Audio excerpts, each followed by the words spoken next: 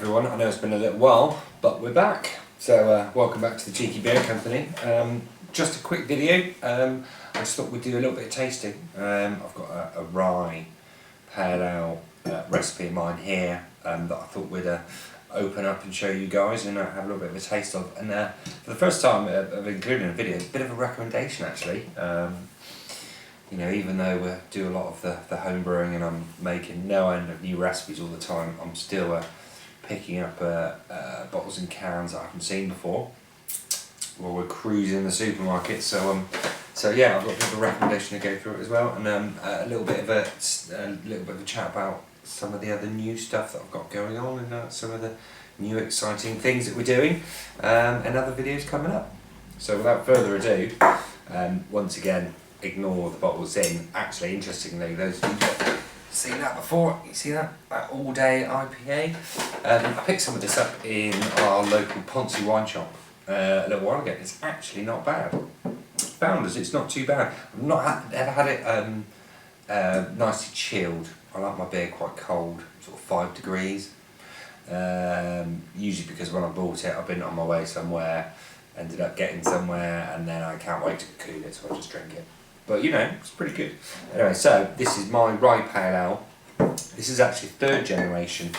Looking at the brew sheets, this is a third generation of a recipe. And I'll just flash the recipe up just down here, just so you can see it. But interestingly, I mashed this one at a slightly different temperature for carbonation.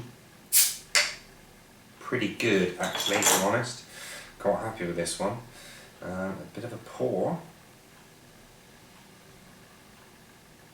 and comes out with that unmistakable rye kind of reddish orange to it.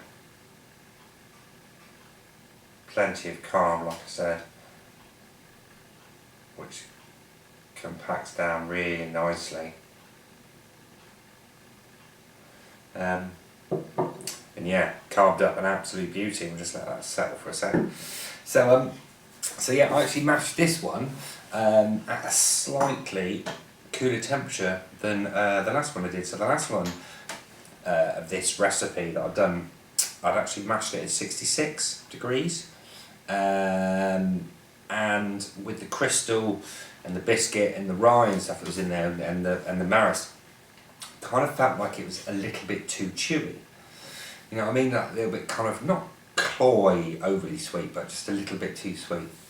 So I thought I'd wind back the rye a bit and take the mash temperature back to like 64 degrees? Yeah, 64 degrees. Still mash out 76, do a protein rest. Those who've seen my previous videos with my protein problems. Not me personally, the beer obviously. And give that a go. Hopefully that will kind of crisp it up a bit more, but still keep that rye character in there, because you know, I'm with that underlying biscuit in there. So I'm a really big fan of the rye. And actually, I'm amazed at the difference it's made. So there you go. It's not really coming through as on the camera as clear as you'd like, but with the hops that are in there, which are I've used Columbus, Amarillo, and Cascade. In there at various times with a good healthy bit of dry hopping as well, if I'm honest. It's got that lovely kind of grapefruity nose to it with a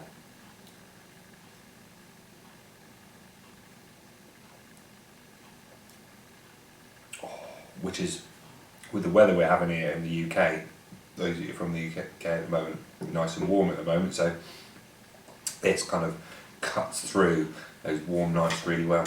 It's got that really good kind of rye spiciness. Those of you who haven't tried rye, you've got to be doing some recipes with a bit of rye in, not too much, otherwise you'll get the old dreaded stuck sparge. So you know, anything up to 8 to 10% absolute max. But interestingly, this is, as you've seen, you know, we're only at 5.5, 6% rye.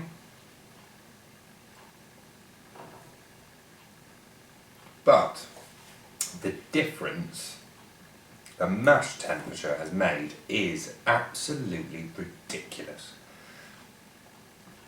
this is so crisp. I wouldn't say it's fermented dry, but it's really accentuated the rye malt.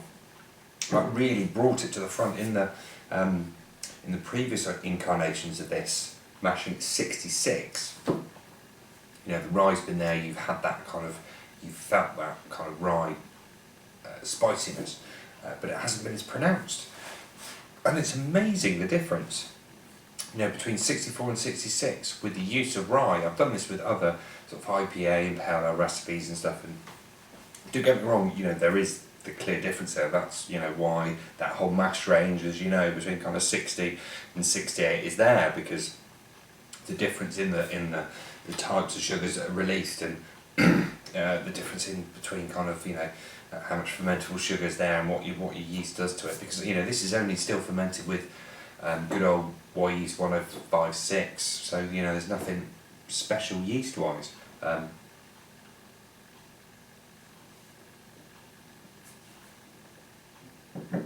But it really accentuates it, and actually comparing the recipes between this third gen and the previous generations, there's actually less rye in there, there's less biscuit, and there's less caramel malt. So, okay, less caramel malt, but not by a huge amount, but, you know, probably there's like, what's that, a quarter less, maybe a bit more, less rye malt in this, yet it's spicier. So that difference in the mash temperatures has made a huge effect. Don't get me wrong, this is by no means, or any stretch of the imagination, undrinkable, believe me.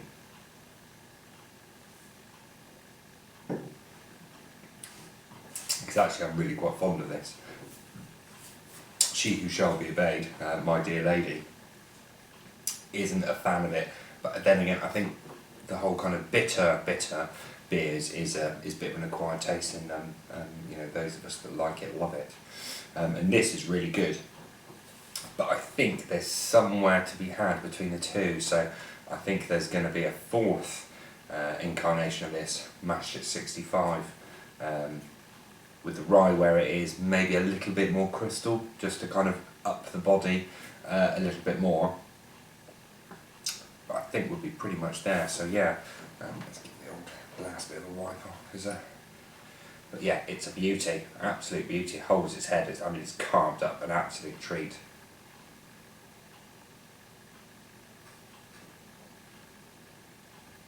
And yeah, I love it.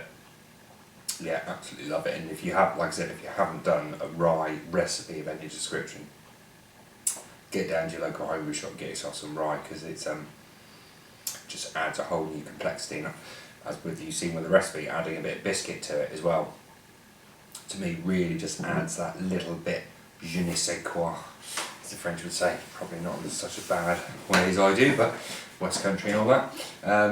So yeah, no, really good, and yeah, quite happy with that. That was made on the 17th of April, so you know, it's probably had a good 4 and a bit weeks, maybe 5 weeks in bottle.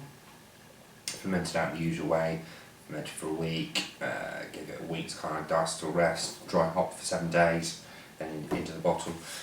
So you know, pretty standard in that sense, but yeah, really good. Let's try a little bit more. So yeah, love that.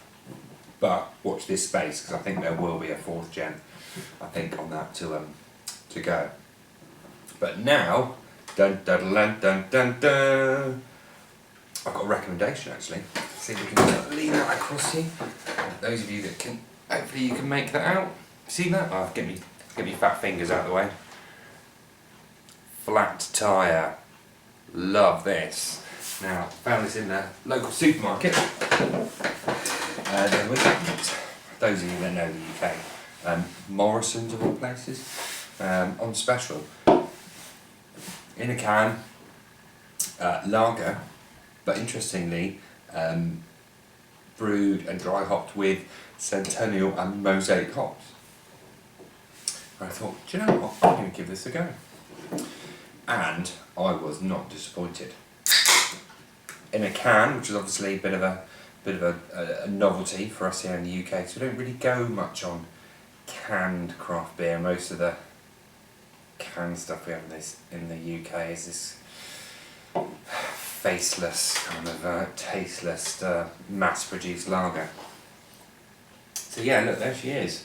Really good. I mean, it holds ahead really well for obviously made in a decent volume out in the States and transported here to the UK. Holds a decent head. A really nice kind of pale yellow kind of colour to it. Reminds me colour-wise, maybe a bit like Star or something like that. Maybe Star Pramen. Hasn't got that kind of dark tinge to it in my own personal favourite, which is Pilsner Urquell. But the taste is fabulous. It's just got that. Those of you that brew with Mosaic, and if you haven't, get out there and get some. If you do see it, buy it, because just on its own, I think those of you might have seen my tasting I do with my single hop Mosaic recipe. It's just, there's a good reason why it's one of the hottest hops out there at the moment.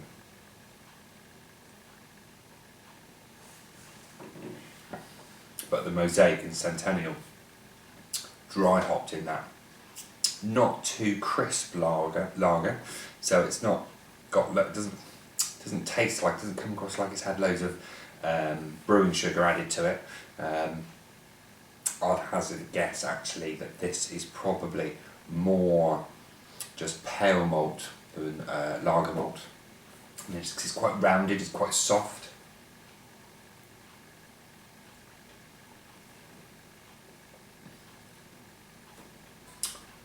But those of you that know and like Mosaic, well, and Centennial, really like this. It's really nice, well-rounded.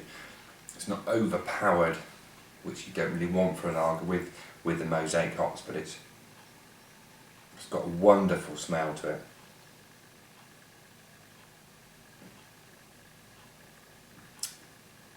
And the taste is just absolutely fantastic.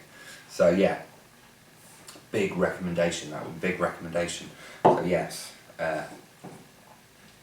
piston head lager, flat tyre, up for pretty cheap, special offer at the moment in the old Morrisons and the like. Haven't seen it anywhere else, so if you do see it, buy it, give it a try, let me know. Those of you that have already tried it, tell me what you think. You know, I might be talking completely out my backside, but I think this is pretty good as it goes. And actually, her indoors is a big fan of this as well. So yeah, there we go. Now, a bit of exciting bits and pieces. So I was lucky enough to manage to get my hands on some special yeast the other week from our friends at the Yeast Bay. And I managed to get hold of, we're holding a lot of stuff up to the camera tonight, aren't we? So it's this here, you see that? So Vermont Ale yeast. So this stuff is quite hard to get hold of at the moment. So the Yeast Bay are part of White Labs. Now these guys specialise in kind of special yeast. Okay, White Labs is special yeast generally. Excuse me. That's that. But these guys are a bit of an offshoot, and they're really doing some quite cool special stuff. Finding some really quite cool special yeast strains. So, Vermont Ale yeast available. I managed to nab one of these from over at Greg down at Brew UK online. Ordered it, turned up next day. So it's a very special yeast. It's very well suited to hop forward beers. It says on the information when you read online about it that it's creates a really creamy mouthfeel and really creamy taste to a beer. Almost creates like a peach-like taste and aroma just through the yeast. So quite fruity, but not in a saison way. Number of people I've spoken to that have brewed with it says it's very unique and it's kind of, you know, really one to try. It's not a massive fermenter, so it's not, you know, it doesn't massively dry out a beer, but it kind of works really well, works quite hard. Can give you a cloudy beer, but you know, that's kind of on trend at the moment, and you know, I'm not that bothered by, you know, some beer that's got a little bit of haze in it. Hey, if it still tastes good, and if you don't like the haze, put it in a tankard. So yeah, so I brewed with this last week, so I've got a beer glugging away as we speak with this. I managed to top crop it as well, so which actually videoed, so if I can actually I'll just tack it onto this video just so you can see a bit of top cropping, or it might go into another video at some point in the future. So I've tried to save some, because if it is that good that I'm hearing about, there's a good chance that this might become the house yeast, definitely for stuff like IPAs. I mean, just imagine what it would do to like a really good rye IPA, or even like, you know, something like this with loads of Mosaic, which actually the recipe I brewed is Mosaic, Citra, bit of Centennial in it, and I'm going to kind of dry hop it quite heavily. So yeah, watch this space, because there probably will be a tasting. I might even do the first tasting live on the camera for this. So yeah, so really excited about that at the moment as well. I've also got, it's half term last week, so I was at home for the week with the kids. So, you know, spending quality time with the kids. So what did I do? I brewed beer. Get in. Second. So, I also have a Motueka and Galaxy IPA glugging away out in the brew fridge as well. Standard WLP 001 in that one. But I've not used Motueka before, so I've tried pairing it with some Galaxy hops. I wanted to use some Nelson's with it and do a slightly varianted version of my Nelson's Galaxy, but God, Nelson's expensive at the moment. I mean, you're talking like £8.50 for 100 grams at the moment. I know it's in demand, but this is getting ridiculous. So so I've had to try a bit of a substitute there, trying some Motueka out. So excuse me, I haven't pronounced it properly, but you know, hey. So that is pretty much it for this little video. Some really good beers going on at the moment, especially this one. I think I might go straight to this one and finish this one off first. So yes, recommendation, bit of a tasting, quite like that. Try some rye out in your recipes if you can, because you won't be disappointed. I think the next video I've got coming up is a tasting of my grapefruit IPA.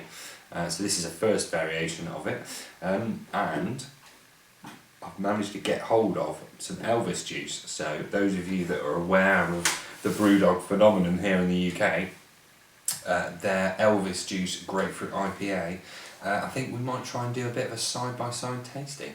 I've not tasted either ever before, so we could do a first opening of the grapefruit IPA and also first tasting of this Elvis juice grapefruit IPA, because that's new to me as well. So yeah, all good. Thank you very much for watching. Hopefully you liked it. Again, keep subscribing, stick your comments down below. You know, send me messages. It's great to hear from you guys. I've been really overwhelmed by the number of subscribers and great comments and feedback and stuff we've been having. I also got a message the other day that people have been saying that they really want to get some guidance on the use of PID controllers and solid state relays in their homebrew kit. So apologies, it's taken a little bit longer than planned, but I'm putting a bit of a video together on PID controllers, solid state relays, what they are, what to pick, what to choose, what temperature controller to use, what temperature probe. Got some diagrams and stuff that I'm working on. I'm a process engineer, so it's kind of the stuff I do. So hopefully have that out in the next week or so, if not sooner. So yeah, thanks for watching, guys. Happy Homebrew Wednesday, and keep enjoying your beer. I'll see you all very soon. Cheers.